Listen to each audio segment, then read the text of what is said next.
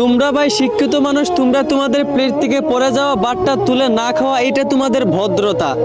আর আমরা ভাই মূর্খ মানুষ, আমরা আমাদের প্লেট থেকে পড়ে যাওয়া ভাতটা তুলে খাওয়া, এটা আমাদের নবীজির শিক্ষা। তোমরা ভাই বড়লোক মানুষ, তোমরা তোমাদের মা বাবাকে বৃদ্ধা আশ্রমে রেখে আসো, এইটা তোমাদের ভদ্রতা। আর আমরা ভাই গরিব মানুষ, নিজে খেতে পারি না, তবুও নিজের মা বাবাকে নিজের কাছে রেখে দেই, এইটা আমাদের মা বাবার প্রতি আমাদের ভালোবাসা। তোমরা ভাই ডিজিটাল মানুষ, তাই ডিজিটাল যুগের সাথে তাল মিলিয়ে তোমরা তোমাদের মেয়েদেরকে স্বাধীনতার নামে বেপরদায় ছেড়ে দাও, এইটা তোমাদের ভদ্রতা। আর আমরা ভাই মূর্খ মানুষ, আমরা আমাদের মা বোনদেরকে পর্দায় রেখে চলাফেরা করাই, এইটা আমাদের ইসলাম শিক্ষা। সবশেষে একটা কথাই বলতে চাই ভাই, তোমাদের উচ্চ শিক্ষার ভদ্রতা একদিন আইনো আমার কাছে। ইনশাল্লাহ মূর্খ হতে পারি, তবে তোমাদের ওই ফালতু ভদ্রতা হেরে যাবে আমাদের ইসলাম শিক্ষার কাছে।